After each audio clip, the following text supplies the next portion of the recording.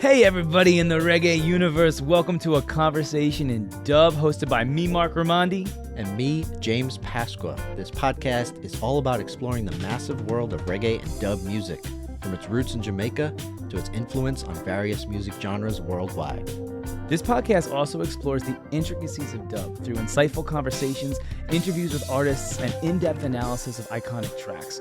We don't just talk about the music, but also the stories behind it, the techniques used in its production, and the social and political context that shaped its development.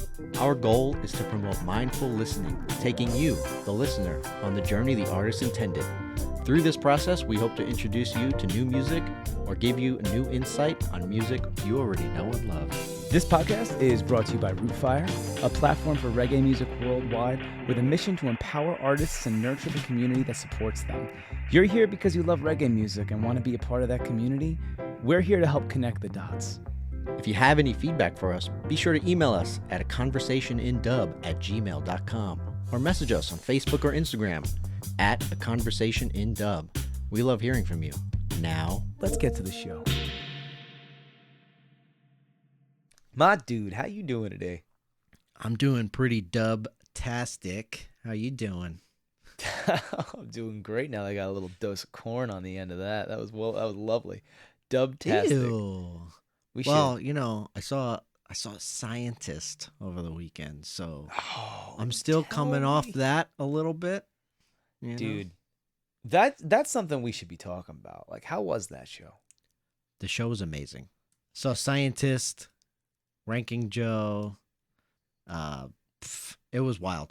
Scientist in a real sound system with dub siren is unreal and is the way to hear dub music in the 70s and now. I mean, that's what it was made for. And I highly suggest if you see a sound system near you, go check it out. I mean, you'll never hear anything like it. That's so cool, man. I mean, you were telling me a little bit about it earlier today, and it sounds like one of those experiences that just reinvigorates your whole love and passion for the genre of this music. Like, it sounded like a really awesome experience, man. Unreal. Yeah, I'm so glad I went. Traveled to LA for it. No regrets. That's so cool. You're coming down from a crazy musical high. I'm coming down from the DDPY summit that I came back from over in Atlanta. Oh, how was that? You know, that was interesting. Hopefully that's something we'll be able to get to a little bit on this station, on this podcast, to talk about the different fitness journey stuff that I've been through. But the summit is basically an event for DDPY. It's a program I used to lose a lot of weight about 10 years ago. And it was amazing. It was created by this wrestler. His name is Diamond Dallas Page. He was a WCW champion. He's a WWE Hall of Famer. And now he's your buddy. Now he's my buddy. Yeah, I actually had the chance to go over to his place while I was there and get an awesome workout in with him and Bobby Fish. He put me through a little mini gauntlet that he puts some people through, which was crazy. It involved ice plunges and hypoxia training and some killer workouts, but definitely life-changing. So amazing time, amazing opportunity. Woo. Well, that sounds great. Shall we get into some music, though? I am so excited. This is exactly the thing we need to kind of round out this week and do. I mean, this is going to be a little bit different for us today. Well, for us, not necessarily for the listeners, but it could be different for them as well. What are we going to be doing today that makes this stand out a little bit, bro? Before we say that, we are going to be listening to a song by a living legend who is still putting out hits, still killing it. Still sounds exactly the same. We're talking about Johnny Osbourne, of course. And what we're going to be doing is watching the live Baco Sessions that he just released a few weeks ago. But we'll be watching the video together, which normally we would never do. We would just listen to the song. But now that Spotify said we can't be putting music on podcast episodes, there are no rules. So we're just going to do it here. And we're going to give you the link so you can watch it while we watch it. And then we'll break it down. It's exciting. This goes right into like how you were experiencing Scientists this week. We get to kind of feel the energy of what this live performance is. Oh, yeah. This is going to be exactly the same. No, let's Rolls clarify, eyes. guys. Nothing is the same as watching things live. But this is going to be a cool experience, and I'm excited. We've Yeah, never done this. How many episodes have we done? We've never done this before, so this is going to be fun. 100 and something. Jeez, it's about time we watched a video. So I'm excited to get into this. I can't wait to kind of see this energy and break it down. You ready? Yes, this is Johnny Osbourne, In Your Eyes, Baco Session. This is a classic tune of his that he re-released recently and is re-releasing again as a live version. So, let's check it out.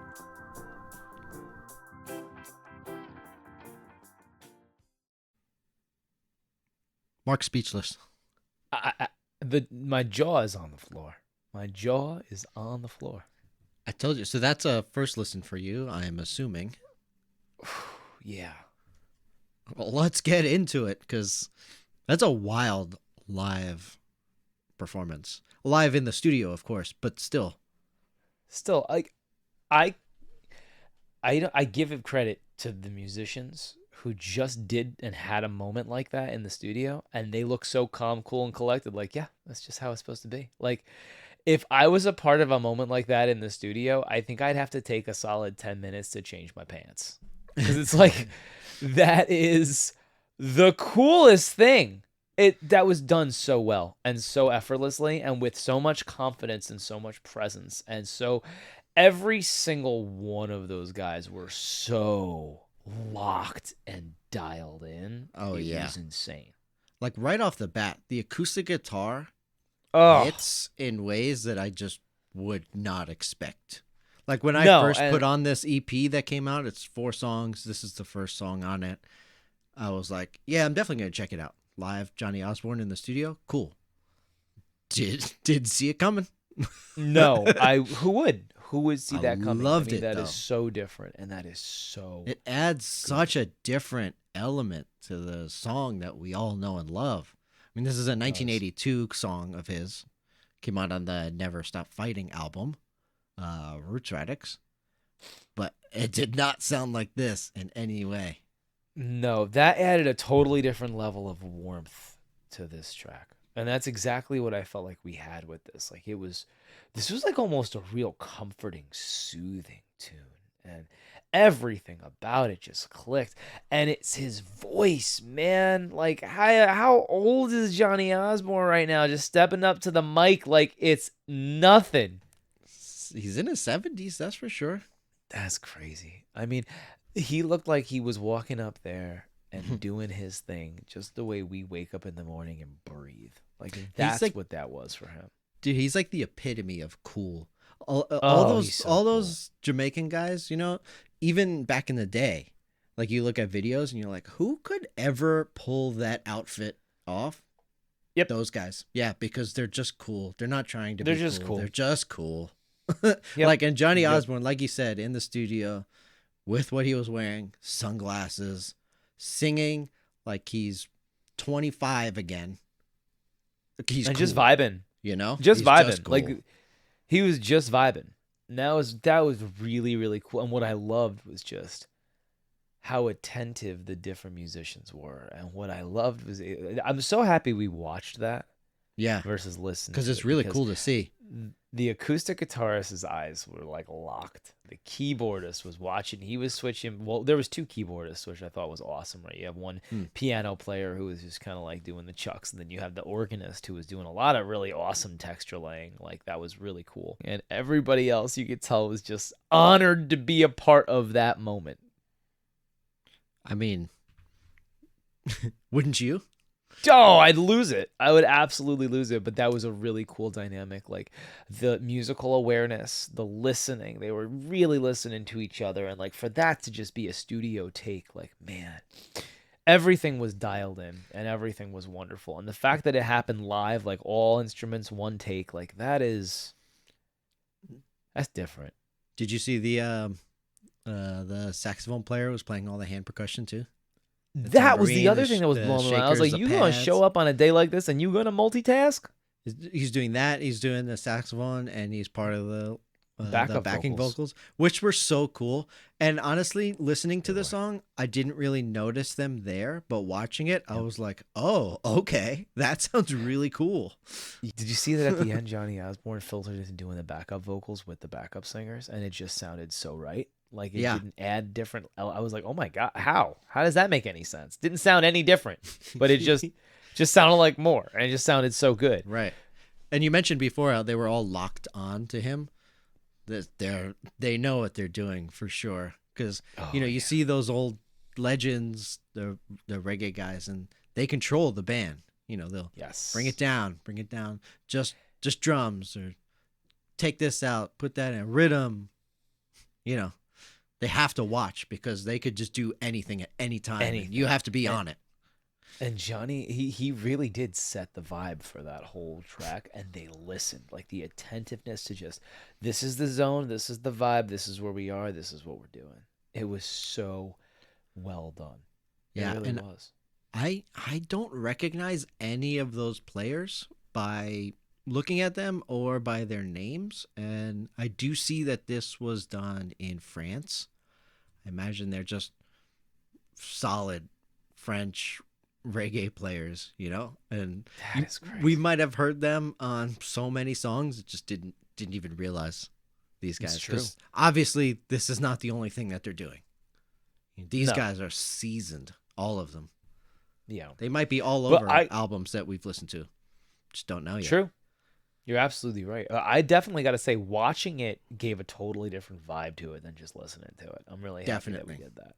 You Yeah. know? Well, if you guys didn't see the link, we put it in the description. Go check that out.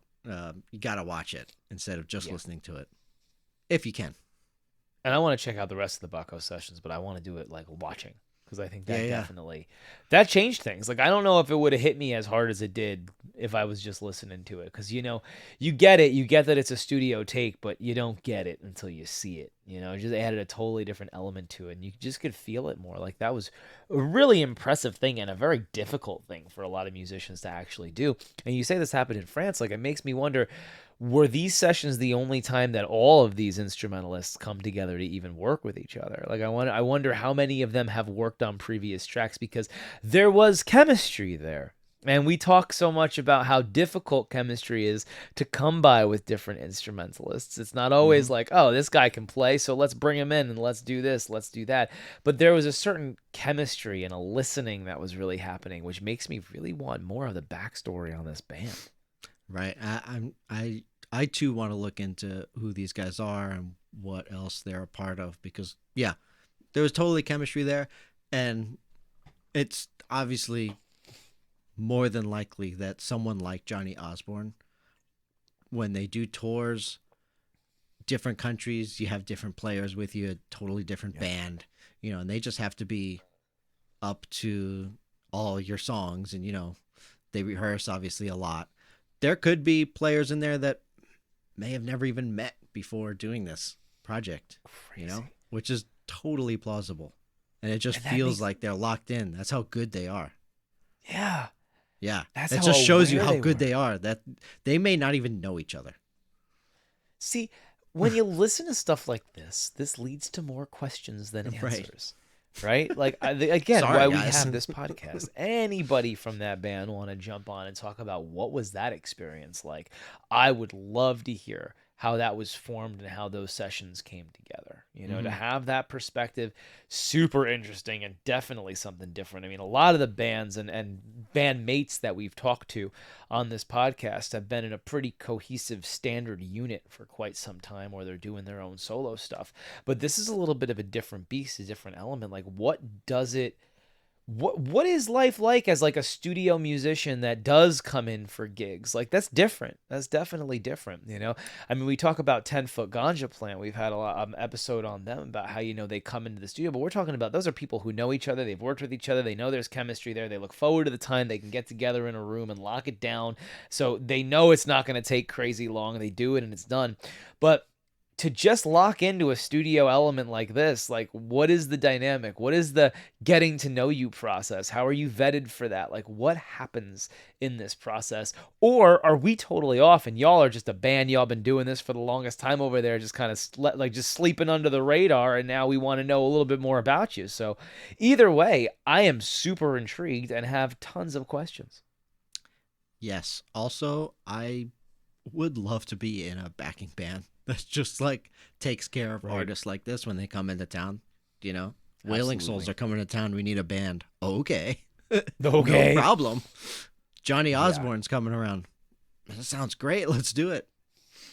You know, and of course, knowing like what does it take to get to that? Like, I mean, you must have so much street cred and experience and time on stage to be able to have your name be in that flexible pool of musicians that these giant names want to just pull from the hat and say, put them on stage with me. You Mhm. know, like I want to hear these musicians' stories because there's no way you get to a level of being asked for such an amazing opportunity like that without having an insane amount of experience and stage time. It just doesn't happen.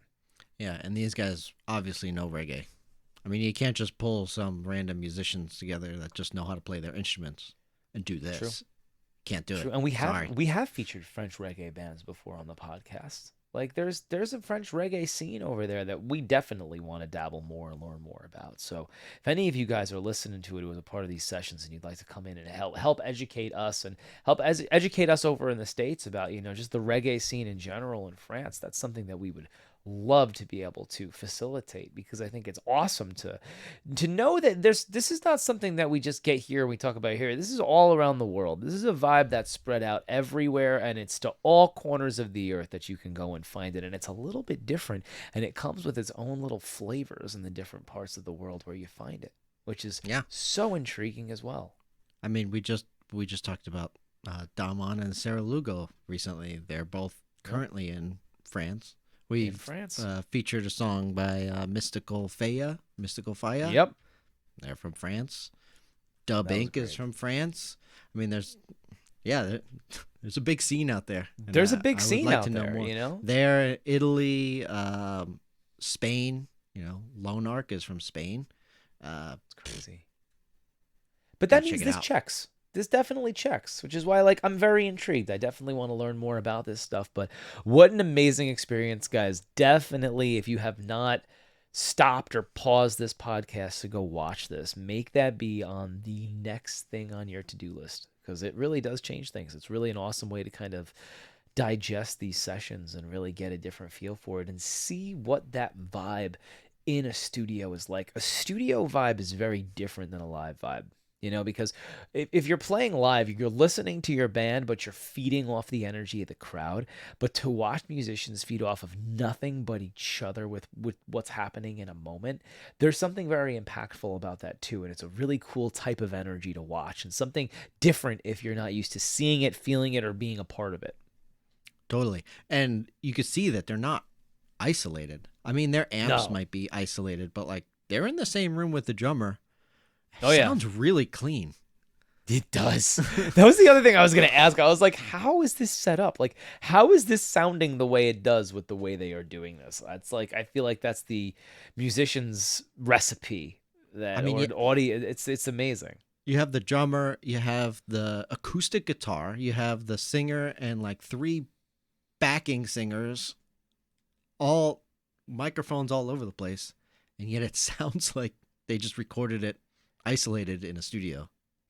I was thinking It's as I was pretty watching wild. this, the monitor game in those earpieces must be very strong. Like, Oh, yeah. very strong and mixed exceptionally well to even I'm balance sure. out with the live drums in the room. I was like, I'm sure. there's some magic going on in those earpieces that I love to be a part of. But again, conversations to have. We have so many musicians here, but what about the audio technicians behind the magic, you know? They're doing some work. That's they're doing some work, and I would love to hear what behind the scenes was like to make this work and to make this happen. And you know, I feel like this is an homage to the time, like Johnny Osbourne's the roots of roots, where like this was just the community where you have a mic'd room, and you're just going in there and you're laying down different tracks with different instrumentalists, and you're just open up the community to these different tracks and sounds and things where things were a little bit less complicated. But now you're doing it at a level where it's sounding this clean and this good. The only question I have is how. Tell us everything. It's amazing and it's wonderful, and it's a really cool thing to hear.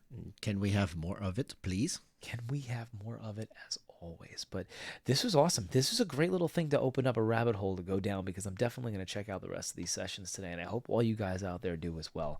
Yeah, go check it out. We put the link for the video in the description, so make sure to check that. Absolutely, guys. And as always, remember, Keep dubbing. keep dubbing.